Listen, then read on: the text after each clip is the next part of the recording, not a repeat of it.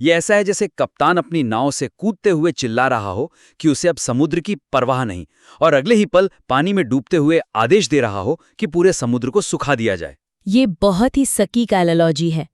और क्या आपको लगता है कि लेखक को ये भी बताना चाहिए कि पावर प्लांट्स पर हमले की ये धमकी अंतर्राष्ट्रीय कानून के तहत एक युद्ध अपराध है? 100%। इस युद्ध अपराध वाले कोण को जोड़ने से ट्रंप की कूटनीति का खोखलापन और भी स्पष्ट हो जाएगा, क्योंकि जब आपका मूल प्लान फेल हो जाता है, जैसे 48 घंटे में सब खत्म करने का प्लान, तो आप हताशा में ऐसे कदम उठाते हैं। और पिछले साल भी तो यही पैटर्न था। बातचीत चल रही थी और उसी बीच हमला कर दिया गया। बेंजामिन नेतन्याहू और इजराइल की सोच साफ है कि ईरान को तोड़ना है, लेकिन जब ईरान ने पलटवार किया तो ये सारी विरोधाभासी बयानबाजी शुरू हो गई। सही कहा। अब आगे बढ़ते हैं। ईरान की रणनीति का विश्लेषण इस ड्राफ्ट में सटीक है, लेकिन इसे एक बड़े भू राजनीतिक वैचारिक ढांचे में रखने से लेख की बौद्धिक गहराई काफी बढ़ जाएगी। तो आपका मतलब है कि हमें ईरान के नजरिए से इस आक्रामकता को समझने की जरूरत है? ड्राफ्ट में ईरान का मकसद सिर्फ टिके रहना और दुश्मन के हथियार खत्म करवाना बताया गया है। हाँ, लेकिन कमजोर ये है कि लेख ये तो स्थापित करता है कि ईरान रक्षात्मक खेल खेल रहा है और धीरे धीरे अपने पुराने हथियार इस्तेमाल कर रहा है, लेकिन ये विश्लेषण इस रणनीति के पीछे के गहरे राजनीतिक और सैन्य सिद्धांत को नहीं पकड़ पाता। जिससे ये हिस्सा बस एक साधारण न्यूज रिपोर्टिंग जैसा लगने लगता है ना? बिल्कुल। तो मेरा सुझाव यह है कि इस रणनीति को सामरिक नुकसान बनाम रणनीतिक जीत, यानी tactical loss versus strategic victory के स्थापित सिद्धांत से जोड़ा जाए, ताकि पाठक समझ सके कि एक कमजोर देश महाशक्ति को कैसे थकाता है। ये बहुत ही दिलचस्प एंगल है। इसके लिए ठोस उदाहरण क्या हो सकते हैं? क्या लेखक माओ त्से-तुंग की उस रणनीति का संदर्भ दे सकता है जहां सैन्य जीत और राजनीतिक जीत को अलग-अलग देखा जाता है? एकदम सही। लेखक को पाठक को समझाना चाहिए कि अमेरिका हर रोज सैन्य हमले करके भले ही टैक्टिकल बढ़त बना रहा हो और दर्द दे रहा हो, लेकिन ईरान इस दर्द को सहकर अपनी जनता को एकजुट कर रहा है। वो लंबे समय का रणनीतिक युद्ध जीत रहा है। और हथियारों के इस्तेमाल में भी तो यही हो रहा है। ईरान पहले पुराने हथियार इस्तेमाल कर रहा है ताकि दुश्मन अपने बचाव वाले महंगे हथियार खत्म कर दे। एक सस्ता ड्रोन गिराने के लिए इजराइल लाखों डॉलर की मिसाइल दाग रहा है। एग्जैक्टली।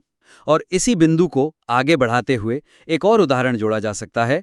ईरान ने अपने नेटवर्क को इतना बिखरा हुआ, मतलब फॉल्ट टॉलरेंट बना लिया है कि कुछ हिस्सों के कटने के बावजूद मुख्य ढांचा जीवित रहता है। ये एक बहुत ही मजबूत तकनीकी पहलू है, क्योंकि अगर ईरान टिक गया तो वही उसकी जीत होगी। अगर अमेरिका जीत नहीं पाया तो वो हार जैसा ही होगा, वियतनाम या इराक की तरह। सही बात है। अब तीसरे और आखिरी मुख्य बिंदु पर आते हैं। युद्ध के बुनियादी ढांचे पर पड़ने वाले प्रभाव का वर्णन ड्राफ्ट में बहुत व्यावहारिक है, लेकिन दोनों पक्षों की ऊर्जा निर्भरता की तुलना करने से जैसे को तैसा वाला तर्क और भी मारक हो जाएगा। आप उस खंड की बात कर रहे हैं जहां लिखा है कि अगर अमेरिका पानी या तेल के प्लांट्स पर हमला करता है तो ईरान भी करेगा। हाँ, इसकी कमजोरी ये है कि लेख ये तो बताता है कि जवाबी हमले से खाड़ी देशों में पानी और बिजली का संकट आएगा, लेकिन ये दोनों पक्षों के बीच जोखिम की असमानता, यानी एसिमेट्रिक वल्नरेबिलिटी को नजरअंदाज कर देता है। तो मतलब पाठक ये नहीं समझ पाता कि इस टकराव में वास्तव में ज्यादा नुकसान किसे होने वाला है। दोनों का पलड़ा बराबर नहीं है। बिल्कुल नहीं है। इसलिए मेरा सुझाव है कि दोनों देशों के पावर ग्रिड की संरचना और उनकी निर्भरता की ठोस तुलना की जाए। इससे यह साबित होगा कि ट्रंप की धमकी अंततः अमेरिका के ही सहयोगियों के लिए एक आत्मघाती कदम कैसे बन सकती है।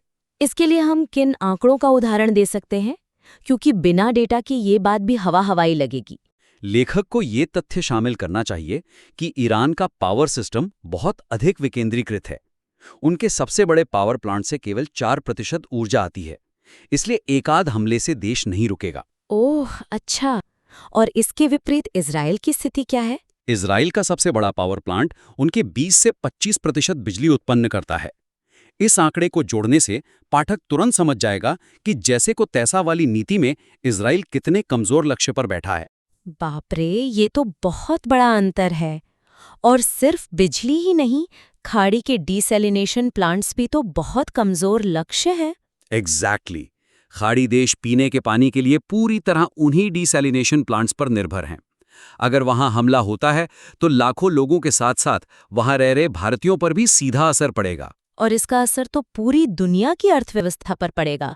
तेल के रास्ते बंद होंगे, महंगाई बढ़ेगी, मंदी आ सकती है। हाँ, और भारत, जापान, साउथ कोरिया जैसे देशों को सबसे ज्यादा नुकसान होगा।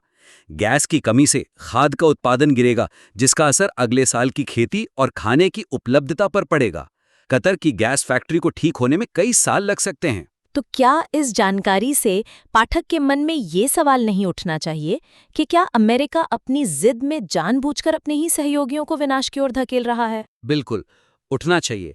लेखक को निष्कर्ष में ये सवाल जरूर उठाना चाहिए कि क्या अमेरिका के पास अब इस क्षेत्र में अपनी शक्ति दिखाने का कोई सुरक्षित विकल्प बचा भी है या नहीं। क्योंकि अगर ये लड़ाई लंबी चली तो अमेरिका और इजराइल दोनों को भारी नुकसान होगा और इतिहास में ट्रंप को दुनिया की अर्थव्यवस्था को नुकसान पहुंचाने वाले नेता के रूप में याद किया जाएगा। एकदम सही। तो आज की समीक्षा को समेटते हैं। हमने इस बेहतरीन ड्राफ्ट को और धारदार बनाने के लिए 3 प्रमुख सुधारों पर बात की। हाँ, पहला ये कि ट्रंप की रणनीति में कन्फ्यूजन को केवल बताने के बजाय उनके 21 मार्च और 22 मार्च के बयानों के सीधे विरोधाभास की सटीक टाइमलाइन दें और युद्ध अपराध वाले पहलू को जोड़ें। बिल्कुल। और दूसरा सुधार ये है कि ईरान की धीमी और लंबी लड़ाई की नीति को माओवादी रणनीतिक बनाम सामरिक जीत के सिद्धांत से जोड़कर विश्लेषणात्मक गहराई लाएं।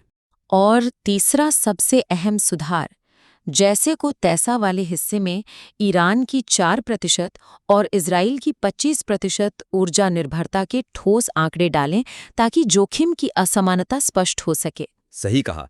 श्रोता से हमारा यही अनुरोध है कि कृपया अपने ड्राफ्ट में ये रचनात्मक बदलाव करें और हमें फिर से सबमिट करें।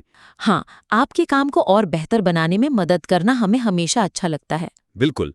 तो शुभकामनाएं और अगली चर्चा में मिलते हैं।